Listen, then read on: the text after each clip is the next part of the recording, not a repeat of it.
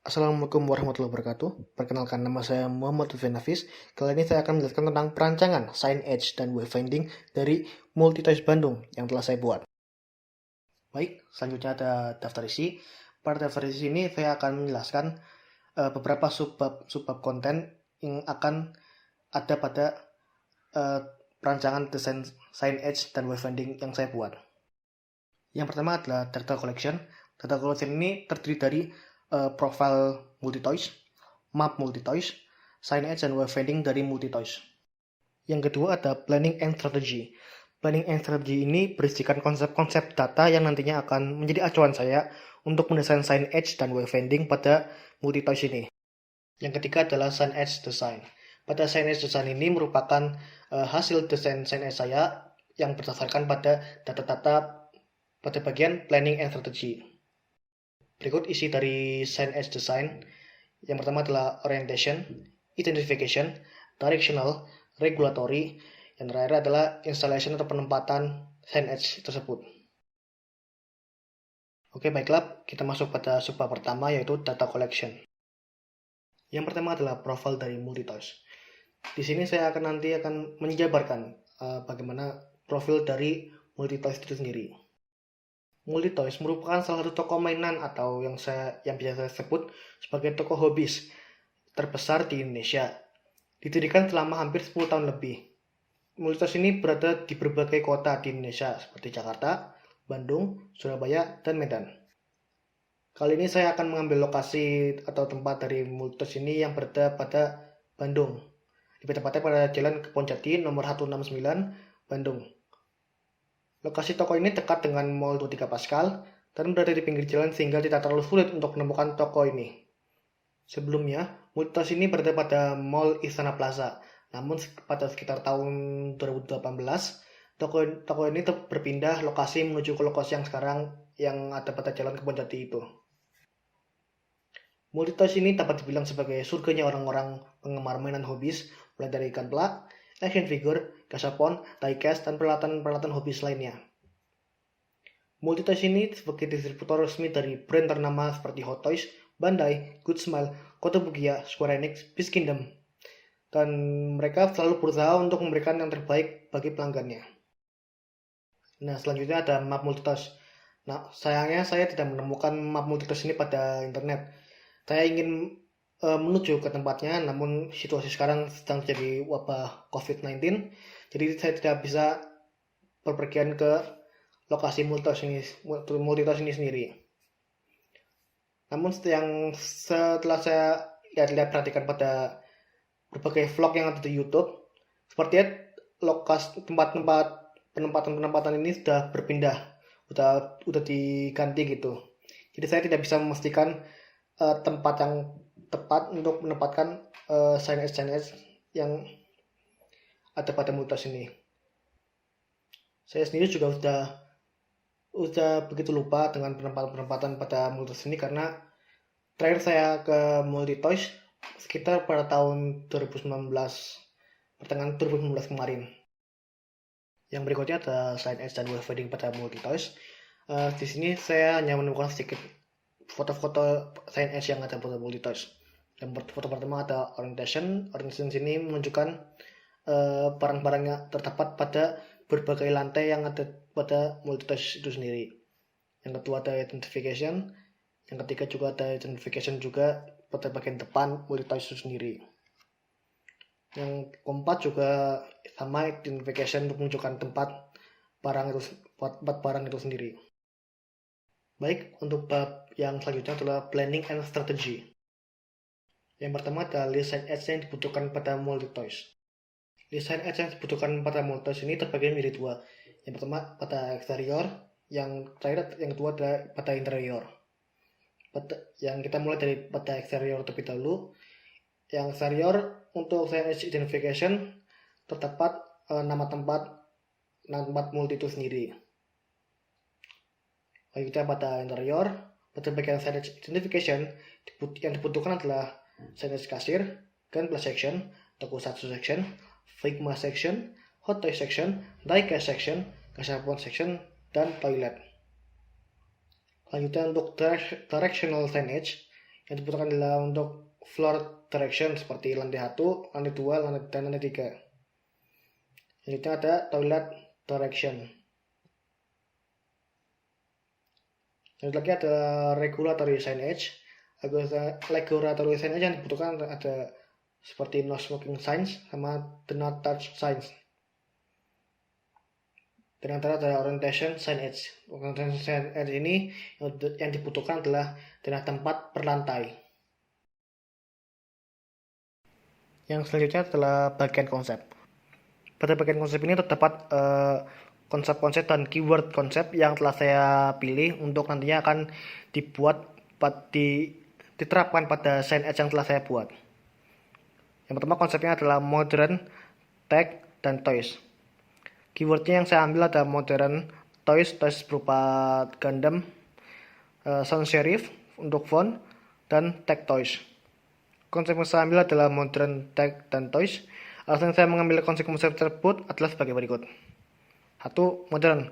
Saya mengartikan modern ini sebagai pengaplikasian konsep signage yang minimalis baik dari bentuk segi signage, pemilihan fontnya, dan sampai pemilihan warna yang tidak terlalu banyak.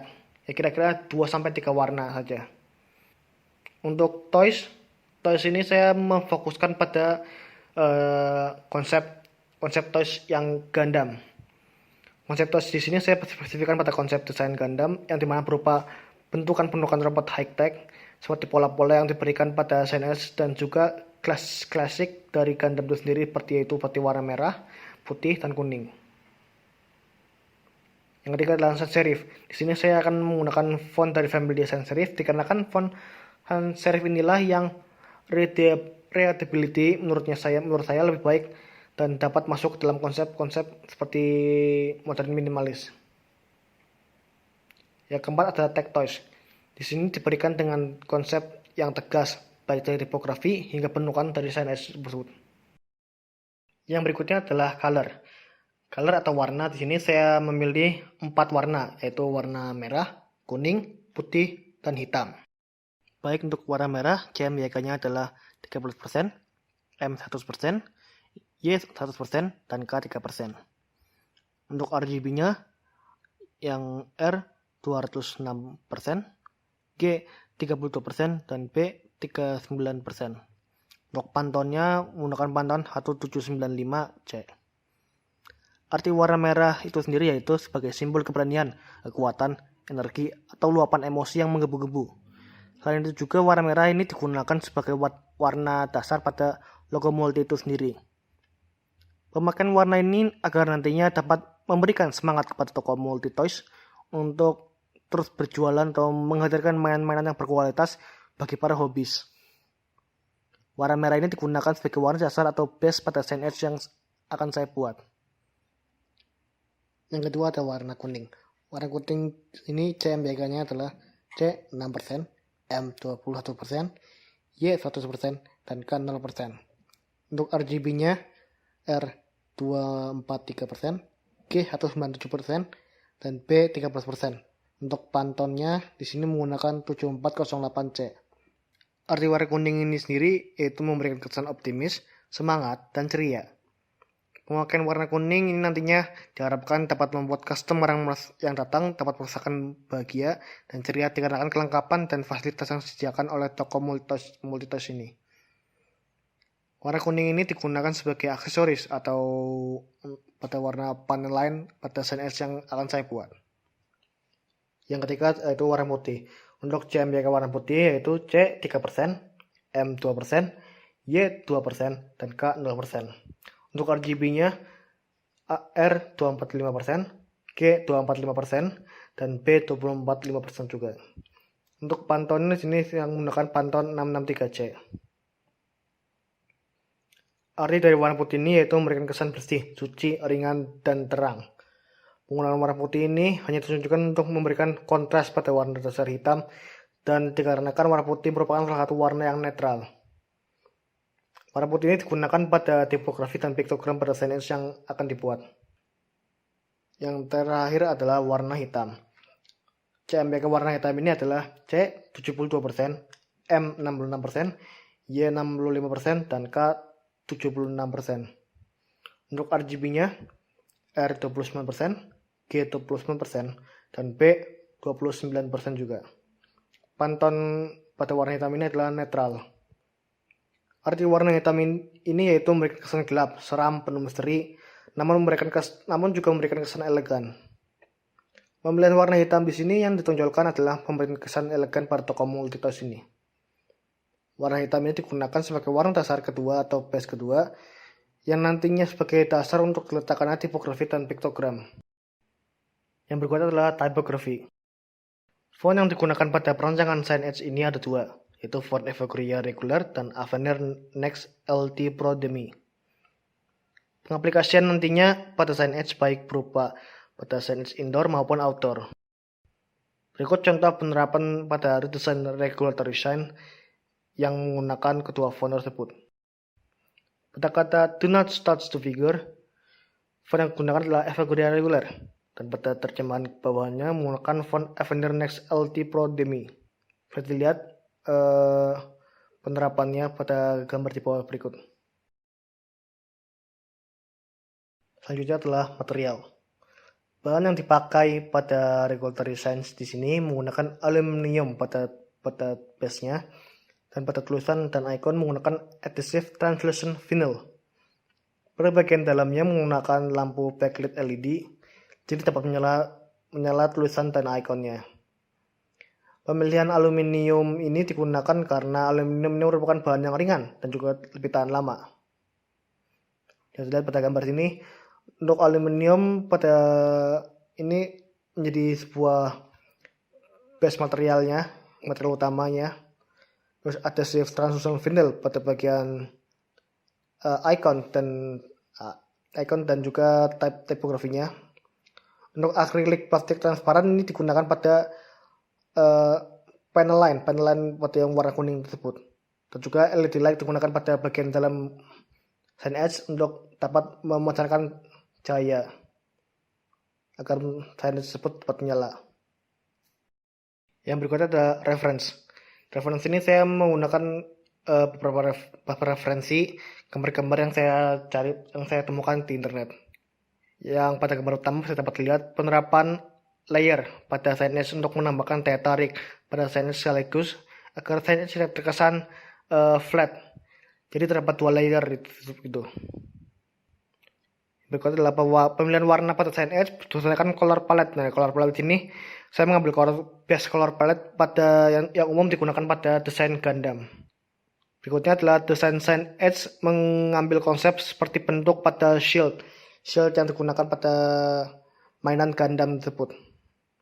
Dan penerapan panel line pada SignEdge untuk menambahkan kesan tag pada desain SignEdge yang saya buat. Bab berikutnya adalah bab SignEdge design. SignEdge pertama adalah SignEdge orientation. Dapat lihat di sini adalah konsep desain SignEdge yang telah saya buat. Ada tempat depan, tempat samping, kanan, kiri. Saya lihat untuk pengambilan konsep desainnya, saya mengambil konsep desain dari shield Gundam.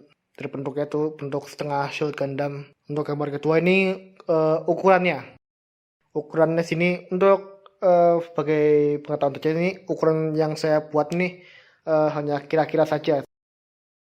Yang selanjutnya adalah bentuk 3D dari SignEdge yang telah saya buat. Yang berikutnya adalah identification SignEdge. Kita dapat lihat lagi juga ini identification SignEdge tampak depan dan tampak kanan kirinya. Untuk gambar kedua adalah ukurannya. Untuk gambar ketiga 45 ini adalah bentuk 3D dari SignEdge yang telah saya buat. Yang selanjutnya adalah directional SignEdge. Kita dapat lihat lagi juga tampak depan, tampak kiri, dan tampak kanan. Di sini juga ada tipografi yang telah saya pilih, dan juga icon menuju arah bawah untuk menunjukkan lantai satu yang berada di bawah. Untuk gambar itu juga ukurannya panjang, tinggi, lebar. Gambar 345 merupakan bentukan 3D yang telah saya buat. Dan yang terakhir ada regulatory SignEdge. Sama seperti sebelumnya juga ada tampak depan, tampak kanan, dan tampak kiri. Dapat juga icon larangan karena ini berupa aturan yaitu regulatory signage. Terdapat bahasa Inggrisnya juga dan terjemahan juga pada bagian bawah. Untuk gambar kedua, sama panjang tinggi lebar untuk ukurannya. Gambar 345 merupakan bentukan 3D-nya. Nah, untuk yang terakhir adalah installation atau penempatan. Penempatan dapat dilihat untuk regulatory dan directional ditempatkan pada wall mounted, jadi ditempelkan pada tembok. Untuk identification, di sini saya mengambil identification-nya untuk bagian kasir. Bagian kasir di sini penerapannya adalah hanging atau seperti digantung itu.